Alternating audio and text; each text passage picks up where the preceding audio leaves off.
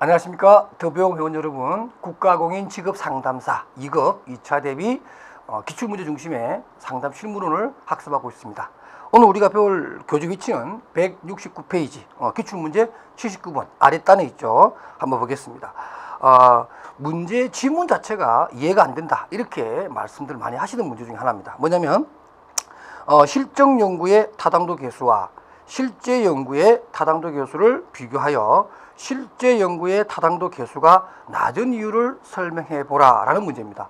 사실 이런 문제가 나왔을 때 많은 수험생들이 뭐 답을 쓰는 것 그 이전에 도대체 실정 연구라는 게 뭐고, 그죠? 그 다음에 또 실제 연구라는 게 뭐냐, 뭐 이런 용어 자체부터가 헷갈린다, 이렇게 말씀을 하시는데 뭐 어느 정도 이해가 갑니다. 뭐 저도 사실 처음에 공부할 때 실정 연구와 실제 연구 둘 다 앞에 실이 있어서 야, 이게 무슨 어떤 실제적이고 현재 어떤 그 우리 실생활에 대해서, 또 실생활이라고 하는 공간 속에서 일어나는 연구인가, 이렇게 일을 하는데 또 이 정이라고 하는 말이 있죠. 실정이라고 하는 이 용어가 있어서 사실 조금 더 이해하기 쉬우면 이게 우리가 실험실 연구라고 보시면 돼요. 실험실 연구. 그러니까 가외 변인 같은 것을 통제한 상태에서 우리가 바라보고 싶은 딱 항목만 정해놔 놓고 다른 것들은 다 통제한 상태에서 진행하는 그러한 연구고요.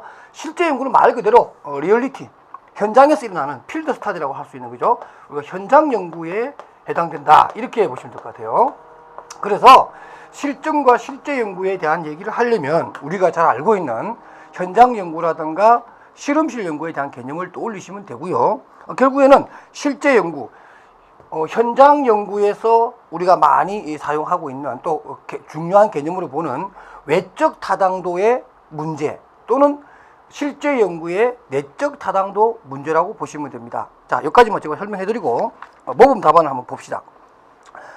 제가 조금 전에 설명했던 내용들은 그 위에 상단에 제가 이렇게 줄이 쳐져 있는 그런 내용을 설명한 것이고요. 그 아랫단에 본문을 한번 보겠습니다. 자, 실정 연구에서는, 다시 말해서 실험실 연구에서는 연구자가 연구 과정을 상당히 한 정도로 통제해야 하는 경우가 있고, 다시 말해서 이제 가외 변인이 일어나지 않도록 통제하는 경우가 많고, 실제 연구, 우리가 보통 현장 연구라고 그러죠. 이런 현장 연구에서는 개입을 거의 하지 않아야 하는 경우가 있는데, 예컨대 연령에 따른 직업 선호도의 차이를 연구하는 경우에 사람의 연령을 통제한다는 것은 사실 불가능하죠. 왜냐하면 우리가 고용시장에서 일어나는 그 현상이 꼭 뭐 만 15세 이상자부터 뭐 65세 이 사이에 경제활동 가능 인구라는 게 65세 상위는 제한이 없습니다만은, 그러니까 다양한 나이의 스펙트럼을 가지고 있는 사람들이 존재합니다. 그런데 우리가 딱 뭐 31세부터 아니면 40세까지 또 뭐 55세부터 60세까지 이렇게 끊어서 보는 것 자체는 그 부분만 해당되는 내용이지 전체를 설명하기는 쉽지 않아요. 그죠? 그러니까 다양한 연령대가 존재하는 그러한 고용시장의 현실에서 어느 한 나이대만 보는 것은 사실 굉장히 제한된 뭔가를 보는 거잖아요. 그런 경우에 그렇다고 우리가 또 다 볼 수는 없잖아요. 그래서 그런 얘기입니다. 그래서 통제한다는 것은 불가능하므로 어떤 통제를 가하기보다는 질문지 등을 이용해서 연령과 선호도를 측정하는 방법이 나을 수 있다는 얘기죠. 따라서 실제 연구에서는 내적 타당도, 다시 말해서 실험실 연구에서는 내적 타당도를 중시하고, 또 실제 연구, 현장 연구에서는 외적 타당도를 중시할 수밖에 없습니다. 그래서 결론을 내리면 실제 연구에서의 타당도 계수가 낮은 이유는 내적 타당도 측면에서 과외 변인을 통제할 수 없기 때문에 낮게 나온다, 이렇게 여러분이 설명하셔야 됩니다. 그러니까 결국에는 실제 연구, 현장 연구라고 하는 것은 구체적으로 과외 변인을 통제할 수 없기 때문에 우리가 알고 있는 내적 타당도라고 하는 측면이 낮을 수밖에 없어요. 요것은 요것 때문이다, 이렇게 얘기하기가 쉽지 않다는 거죠. 그래서 지금 이 문제는 뭐냐면 결국에는 실제 연구, 현장 연구에서의 내적 타당도가 왜 낮으냐 하는 것에 대한 물음이라고 여러분들이 정리하시면 되겠습니다. 자, 이해하셨죠? 자, 그럼 기출문제 80분입니다. 사실 이렇게 문제가 나오면 참 좋겠어요. 그죠? 개념을 설명하기보다는 이렇게 가로쳐 놓고 내가 설명해놓은 요게 무슨 용어를 설명하는 것이냐, 뭐 이렇게 나오는 문제니까 너무 쉽겠죠. 자, 모범 답안에 보면 A, 빈칸입니다. 검사의 각 문항을 주의 깊게 검토하여 그 문항이 검사에서 측정하고자 하는 것을 재는지 여부를 결정하는 것이다. 이것은 그 분야의 자격을 갖춘 사람들에게 의해서 판단되는 것으로서 내용 타당도라고 한다. 그죠? 결국은 가로 안에 있는 것이 내용 타당도를 얘기하는 거거든요. 이런 식의 문제라면 참 좋을 것 같아요. 또 가로 안의 유형으로는 공인 또는 동시 공존이라고 하는 타당도와 예언 또는 예측이라고 하는 타당도가 있다. 이거는 뭐예요? 증거 타당도에 대한 개념을 물어보는 거죠. 우리 직업 상담 장면에서 가장 중요하게 생각하는 타당도가 바로 이 증거 타당도라고 그랬는데, 그 이유는 미래지향적 상담을 하기 위해서 어떤 미래의 성공 가능성을 얘기하는 예언 타당도가 있어야 되고, 그 다음에 당신은 어떠한 진로, 또 어떠한 학과, 또 어떠한 전공을 선택하는 것이 좋겠다라고 하는 것을 지금 이 시점에서 보여주려면 우리가 공인 내지는 동시 타당도 높은 그러한 방법을 사용해야 되는데, 이 다 직업 상담에서 굉장히 중요한 개념들이죠. 그래서 증거 타당도다. 세 번째는 가로 안에 있는 것은 조작적으로 정의되지 않은 인간의 심리적 특성이나 성질은 심리적 구인으로 분석하여 조작적 정의를 부여한 후에 검사 점수가 이러한 심리적 구인으로 구성되어 있는가를 검증하는 방법이다 라고 해서 역시 구성 타당도 내지는 구인 타당도의 개념을 설명한 거죠. 과거에 이렇게 그냥 그저 점수를 주는 듯한 이런 문제가 출제되기도 했습니다. 뭐 최근에는 이런 문제가 안 나옵니다. 그래도 조금은 풀어쓰게 돼 있고 이렇게 돼 있기 때문에 이런 문제에 대한 미련을 갖지 마시기 바랍니다. 이 정도의 난이도는 너무 쉬운 문제니까. 그 다음에 또 조금 어려웠던 문제가 171페이지에 나오는 기출문제 81번입니다. 상당히 문제가 뭐라 그럴까요? 설명이 좀 많이 해야 되는 그런 부분이긴 한데, 어떻게 보면 또 쉬울 수 있어요. 뭐냐면 역시 이것도 어떤 단어의 개념을 정확하게 알면은 그야말로 즐겁게 쓸 수 있는 문장이에요. 자, 일단 지문을 읽어볼게요. 어떤 사람이나 사물을 평가할 때 참조점으로 사용하는 것을 증거라고 한다. 우리가 어떤 사람에 대한 평가를 한다든가 또 사물에 대한 용도나 기능을 평가할 때 기준이나 참고점이 있겠죠. 뭐 비교를 한다든가 아니면 그 자체의 어떤 성질을 가지고서 우리가 설명할 수가 있겠는데, 그러한 것을 우리는 증거라고 한다. 개념 증거와 실제 증거의 의미를 예를 들어 설명하시오. 이런 문제입니다. 자, 이것도 용어가 우리로 하여금 굉장히 힘들게 하는데요. 개념 증거와 실제 증거는 뭐냐? 개념 증거는 개념 증거는 우리가 알고 싶어 하는 어떤 그 무언가입니다. 예를 들면 우리가 성격 검사에서 알고 싶은 성격이란 게 대체 뭐냐? 그 다음에 이 퍼스널리티 또는 뭐 흥미가 뭐냐? 인터레스트. 흥미가 뭐냐? 우리가 알고 싶어 하는 뭔가예요.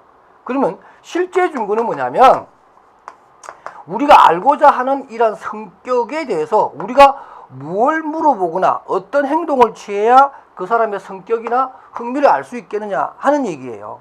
조금 더 쉽게 설명하면은 제가 그 밑에 그 171페이지 아래쪽에 보면 제가 그걸 얘기해 놨어요. 뭐 개념 증거란 연구자가 연구를 통해서 이해하고자 하는 이론적 기준을 우리는 개념 증거라고 한다. 이렇게 얘기해 놔놓고, 또 실제 증거는 이러한 개념 증거를 추정할 수 있는 실제적 자료나 데이터를 의미한다. 이렇게 보면 됩니다. 그래서 제가 예시를 들어놨는데, 예를 들면 개념 증거예요.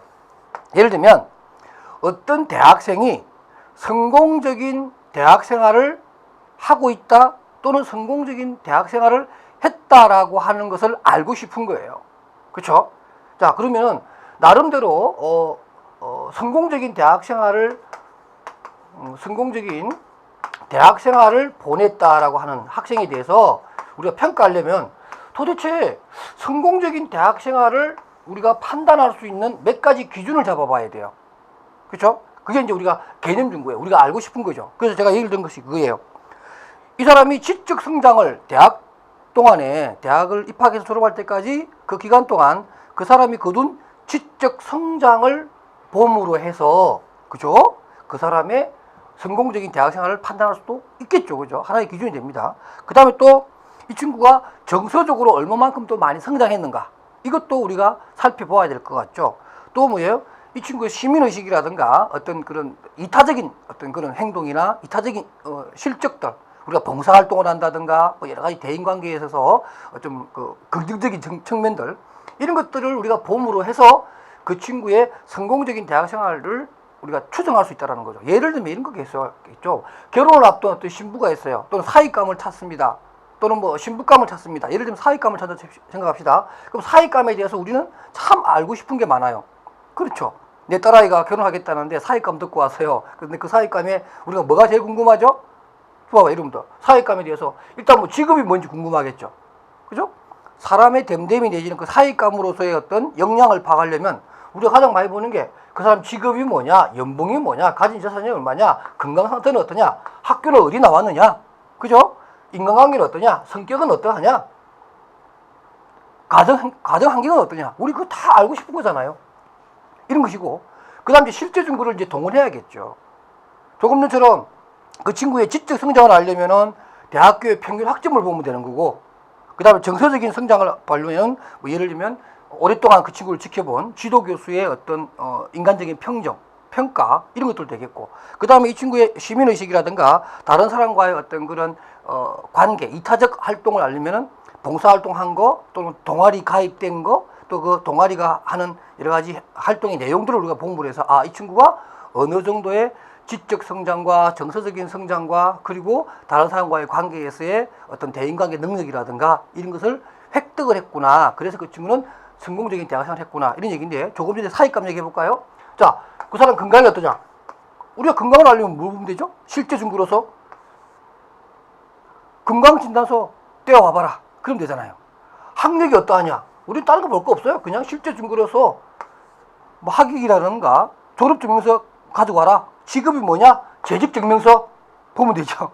자, 이런 것처럼 우리가 알고자 하는 어떤 연구자가 연구를 통해서 알고자 하는 어떠한 내용으로서의 기준을 우리는 개념 증거라고 하고, 그러한 내용을 실제적으로 하나하나 찾아내고 그게 맞는 추정할 수 있는 어떤 그런 기준을 우리가 또 실제 증거라고 한다. 이렇게 여러분이 설명하시면 되겠습니다.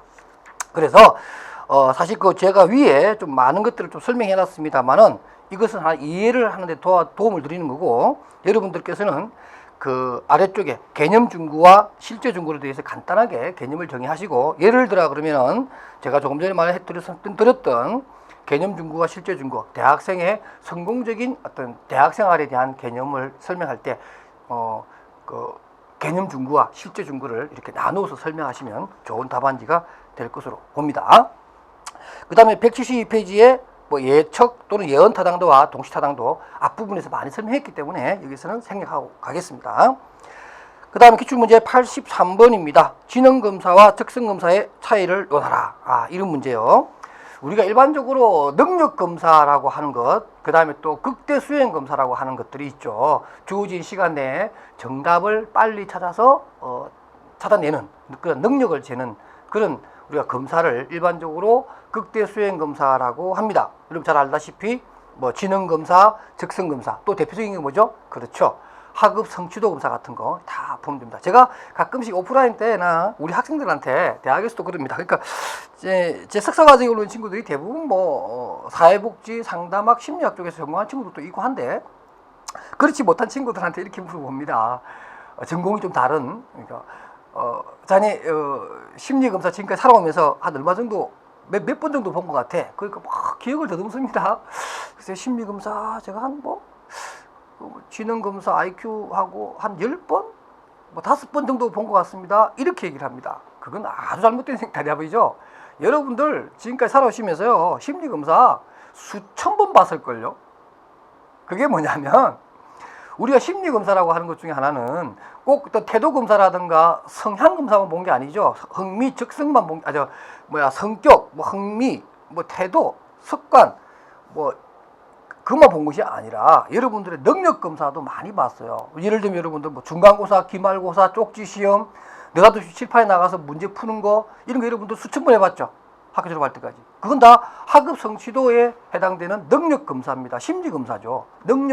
그 사람의 능력이라고, 학업 능력이라고 하는 것을 재는 심리 측정 도구라고 할 수 있습니다. 그러니까 여러분들은 아마 수천 번, 수만 번의 검사를 받아본 그런 경험이 있으신 분들입니다.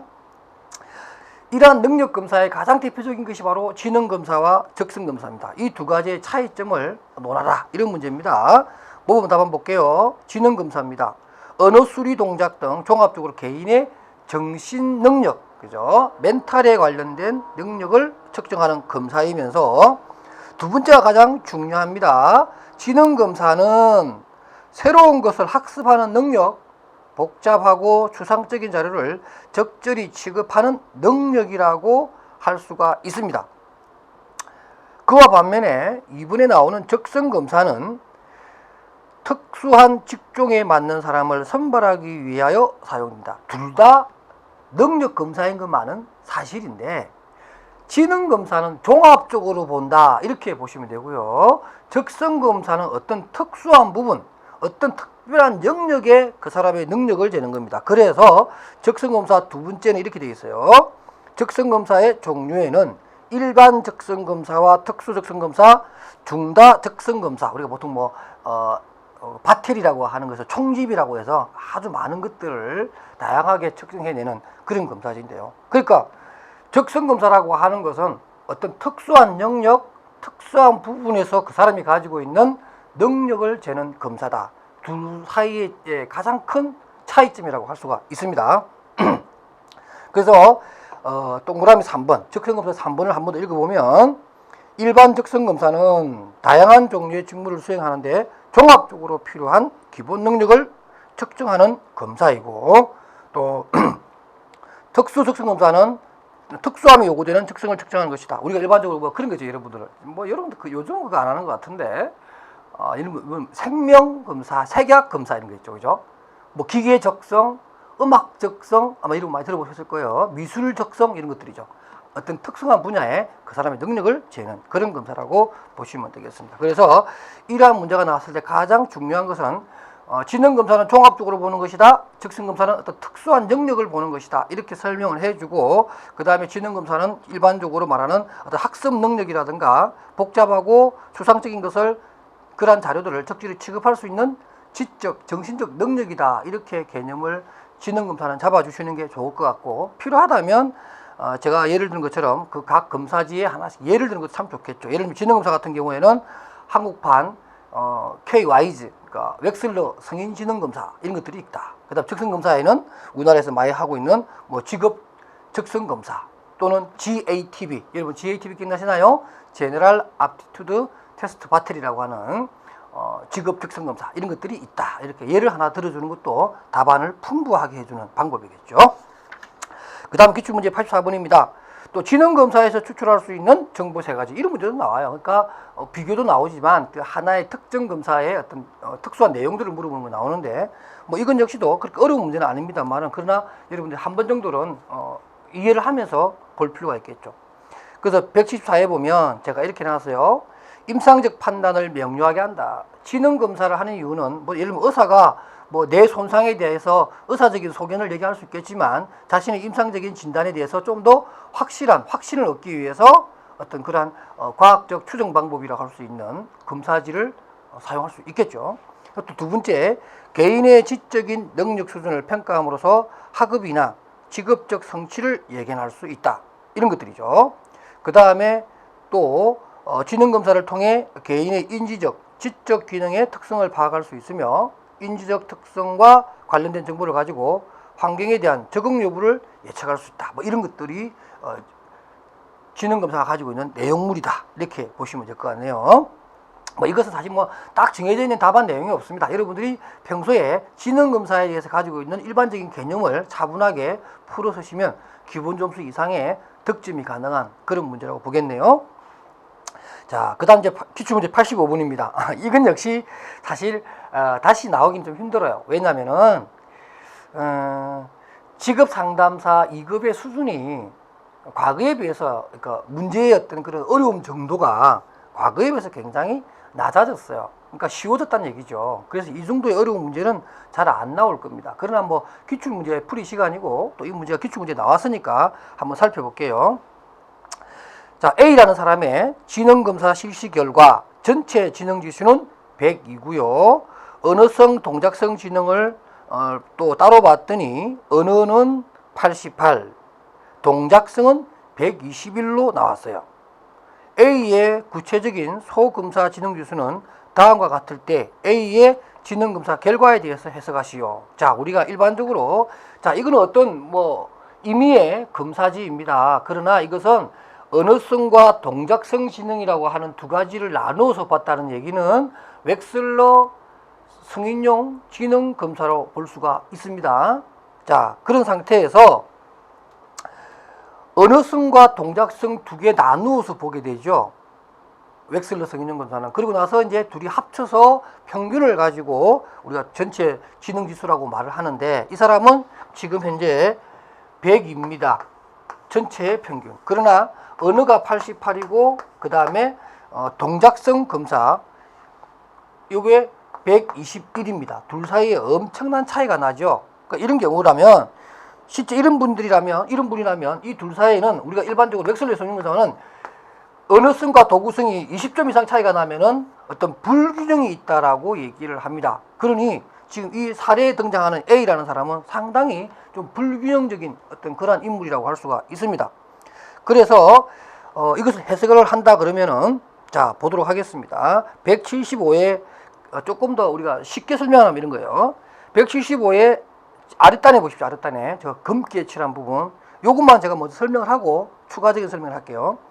전체 지능지수 및 해석을 하는데 이 사람은 100입니다. 100이니까 웩슬러 성인용 검사는 뭐죠? 평균이 100이고 표준 편차가 20입니다. 그러니까 정규 분파성으로 보면 평균이 100이고 80과 120 사이에 해당되는 사람입니다. 그러니까 이 사람은 전체적으로 종합지능지수는 100이니까 여기에 속하는 거니까 이 사람은 평균적인 머리를 가지고 있는 사람이다. 이렇게 얘기하셨죠. 우리나라 사람들이 그러니까 1SD니까 뭐죠? 68%죠. 우리나라 사람들의 68%에 해당하는 1SDI에 들어가는 거니까 이 사람은 굉장히 어떤 평범한 머리를 가지고 있는 사람이에요. 그런데 문제는 언어성 능력에 비해서 도구성 능력이 굉장히 뛰어나다는 거죠. 그러면 도구성 능력이라는 게 뭐냐면은 여러분들 조금 전에 제가 설명드렸던 거 전체 검은색으로 되어 있는 전체 지능지수 및 해석 바로 위에 보면 이런 게 있어요. 도구성 검사는 찾으셨나요? 과거에 축적된 지식의 활용과 적극적인 문제 해결 능력, 일반적으로 대처 능력을 말합니다. 이러한 능력을 측정하고, 따라서 동작성 지능이 높다는 사람은 교육 수준은 낮지만 일상생활에서의 대처 능력이 매우 높은 사람들이 보여주는 특징 중에 하나거든요. 이 사람은 지금 1SD 편차죠. 1 표준 편차를 뛰어넘어서 여기에 해당되는 분입니다. 그러니까 2SD입니다. 잘 보이시나요? 2SD면은 여러분들 95%예요. 그럼 95%의 수도 바깥쪽이니까, 그죠? 95% 바깥쪽이니까 이 사람은 적어도 상위 2.5%에 해당되는 동작성 능력을 가지고 있는 사람입니다. 그러니까 현지 어떤 뭐랄까요? 대처 능력, 일상생활에서의 생활 능력은 굉장히 높은 사람이에요. 그러나 그 반대로 지적 능력을 판단하는 언어성 능력은 좀 떨어진다. 그것도 서로가 굉장히 뭐라 그럴까요? 20점 이상 차이가 나니까 아주 불균형적인 비대칭적인 그러한 모습을 보여준다. 이런 얘기입니다. 그래서 정리를 합시다. 전체 지능지수 및 해석에서 102는 50% 수준, 그러니까 90과 110의 사이에 해당하는 평균에 해당되는 것이고, 피검자 A의 경우에는 언어성보다 동작성 점수가 높다는 것을 창의력보다는 기존 문제 해결 능력이 뛰어나다는 것을 의미하며, 언어성 점수와 동작성 점수의 점수 차가 크다는 것은 인지적 불균형이 있다라고 추정이 가능합니다. 그래서 본 검사에 있던 피검사사 A는 이러한 몇 가지 특성을 지니고 있다는 것을 이 검사 결과가 보여준다라고 이렇게 답안지를 정리하시면 좋은 답안일 건데, 다시 나오기는 쉽지 않은 그런 문제라고 봅니다. 그 다음에 176페이지에 GATB에 관한 내용을 설명하시오. 이거 제가 설명하지 않겠습니다. 이건 오로지 그냥 외우는 거잖아요. 그죠? 어떤 분은 이런 문제를 되게 좋아해요.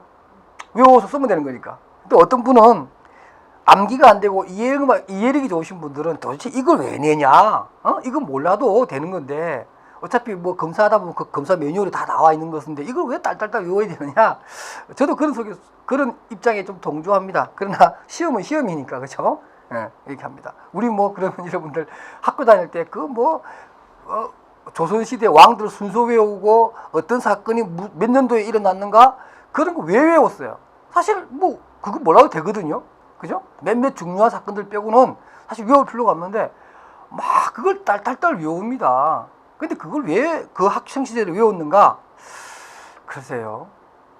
뭔가를 또 판단해야 되고 평가를 해야 되고 구분해야 되고 뭔가 좀 이렇게 차별화된 어떤 지적 능력을 우리가 알아야 되니까 그런 부분을 공부했겠죠. 그런데 또 사실 또 살아가다 보면 그렇게 외우고 또 막 이해하려고 했던 것들이 삶 속에서 생활의 지혜를 또 만들어내는 하나의 기본적인 능력으로 활용하는 거니까 뭐 우리가 참고 공부했던 게 아닌가 이렇게 생각을 합니다. 그런 의미에서 이런 문제도 나쁘다는 것이 아니라 어쨌든 시험이기 때문에 이런 식의 문제가 나올 수도 있다. 그러니까 여러분들은 암기할 것을 또 철저하게 암기하고 또 이해할 것을 이해해야 된다. 이런 얘기입니다. 그 다음에 기출문제 87번입니다. 스트롱의 직업 흥미 검사 척도 세 가지를 쓰고 거기에 대해서 간략히 설명해보라. 뭐 최근에 사실 스트롱 검사지가 시험에 참 잘 나오네요. 아마 출제위원회 중에 한 분이 스트롱의 대가가 아닌가 이렇게 생각을 합니다. 보통 출제위원들은 자기가 잘하는 부분에 대해서 자꾸 출제하려고 그러거든요. 얼마 전에는 뭐 게시탈트 쪽에 조금 유명하신 분이 출제위원 들어가셨는지 모르겠지만 게시탈트에 관한 일반 상담 이론 중에서 문제가 계속 잘 막 나오는데 점점 좀 깊이 들어가는 거예요. 출제 문제를 보니까. 그래서 이게 또 뭐 게시탈트에서 좀 이렇게 한 소리 하는 분이 들어가 있나 보다 이렇게 생각을 하는데 지금 스트롱이 그런 것 같아요. 자, 스트롱은 이것 말고도 사실 기본 척도로서 네 가지가 있는데 우리나라에서는 이 세 가지만 씁니다. 세 가지가 뭐냐면 바로 GOT, BIS, 그 다음에 PSS 이렇게 세 가지가 우리나라에서 쓰기 때문에 이 세 가지를 한번 설명해 보라 이런 얘기입니다. 첫 번째가 뭐냐면 일반 직업 분류라고 해서 홀랜드의 인성 이론을 바탕으로 해서 스트롱이 6개의 주제로 구성한 그러한 직업 분류 내용을 담고 있습니다. 그래서 그 내용에 보면은 뭐 어떤 유행에 속하는 사람들이 어떤 활동을 좋아하는지 또 그들에게 적합한 직업은 또 어떤 것들이 있는지 따라서 어떤 환경과 그 사람의 인성의 적합성을 알아보는 그러한 그 내용입니다. 그러니까 이것은 철저하게 홀랜드 이론이 많이 반영되어 있는 그런 내용이죠. 그 다음에 또 두 번째가 베이직 인터레스트 스케일이라고 해서 기본 흥미 척도라고 하는 겁니다.